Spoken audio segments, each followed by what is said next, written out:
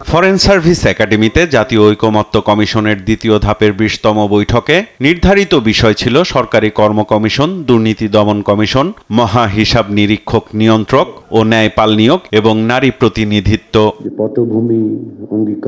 সূচনা বক্তব্যে কমিশনের সহসভাপতি অধ্যাপক আলী রিয়াজ বলেন, জাতীয় সনদের মধ্য দিয়ে জাতির আগামী দিনের পথরেখা তৈরি করতে চায় কমিশন। আমরা চাই এগুলি নিষ্পত্তি করে জাতীয় সনদে এগুলি যুক্ত করে জনগণের সামনে সেগুলোকে উপস্থাপন করে সকলে মিলে স্বাক্ষর করে একটা ঐতিহাসিক দলিল তৈরি করতে, যার মধ্যে দিয়ে ভবিষ্যৎ বাংলাদেশের পথরেখাটা থাকবে।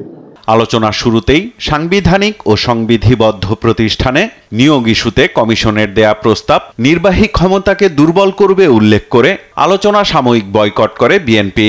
রাষ্ট্রের বিভিন্ন অঙ্গের সহায়তার প্রয়োজন আছে, সেই বিবেচনা থেকে আমরা মনে করি যে এখন সাংবিধানিক যে সমস্ত প্রতিষ্ঠানের নিয়োগ এবং সংবিধিবদ্ধ বিভিন্ন প্রতিষ্ঠানের নিয়োগ সংক্রান্ত যে নিয়ন্ত্রণটা করতে চাচ্ছে সাংবিধানিকভাবে, সেটা যদি হয় তাহলে নির্বাহী বিভাগের কার্য সম্পাদনে এবং সঠিকভাবে একটা ভারসাম্যমূলক সরকার ব্যবস্থা এবং রাষ্ট্র ব্যবস্থা পরিচালনার ক্ষেত্রে প্রতিষ্ঠা করার ক্ষেত্রে অনেকটা বাধা পেতে হবে। এরপর ফায়ার অ্যালার্ম বেজে ওঠায় আরও কিছু সময় বন্ধ থাকে আলোচনা। সব নিয়োগ সাংবিধানিক কাঠামোতে না এনে বরং আইন কঠোর করার পরামর্শ দেন রাজনৈতিক নেতারা। আমরা নির্বাহী বিভাগকে একদম হাত পা বেঁধে দেওয়ার যে প্রবণতা বিভিন্ন ক্ষুদ্র ক্ষুদ্র রাজনৈতিক দলগুলোর মধ্যে আছে, এখান থেকে আমাদেরকে সরে আসতে হবে, সরকারকে কাজ করতে দিতে হবে। অন্যদিকে এসব নিয়োগ সাংবিধানিক কাঠামোর মধ্যে নিয়ে আসার প্রস্তাবের পক্ষে মত দেয় জামায়াতে ইসলামী ও জাতীয় নাগরিক পার্টি। নিরপেক্ষ, হস্তক্ষেপহীন, মেরিট ওয়াইজ একটি রিক্রুটমেন্ট যদি হয় তাহলে দেশের কি কি অসুবিধা আছে এটা আমাদেরকে কনভিন্স করতে হবে।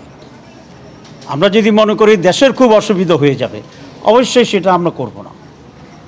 আর যদি এটা হয় যে না দেশের জন্য ভালো হবে কিন্তু কোনো একটি দলের জন্য খারাপ হইতে পারে, তাহলে তো এটাকে জাতি এটা অ্যাকসেপ্ট করবে না এবং এটা আমরা চাইও না। এখন আমরা যেটা বলছি যে এটা আগে যেভাবে নিয়োগ হতো সরকারিভাবে, সেটা না হয়ে এক দলের নিয়োগ না হয়ে একটা নিরপেক্ষ বডির মধ্য দিয়ে, নিরপেক্ষ একটা কমিটির মধ্য দিয়ে সরকারি দল বিরোধী দলের সেখানে অংশগ্রহণ থাকবে, তাদের মধ্য দিয়ে যদি একটা নিয়োগ হয় তাহলে সেই নিয়োগটা ফেয়ার হবে, সেই নিয়োগটা দলনিরপেক্ষ হবে, সেই প্রতিষ্ঠানটা দলনিরপেক্ষভাবে কাজ করবে।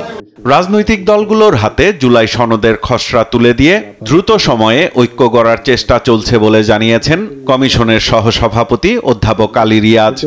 সকলে যেন এক জায়গায় আসতে পারি। সাইফুল রিপন, দেশ টিভি, ঢাকা। সেটাই করতে হবে, আমরা তা মনে করি না।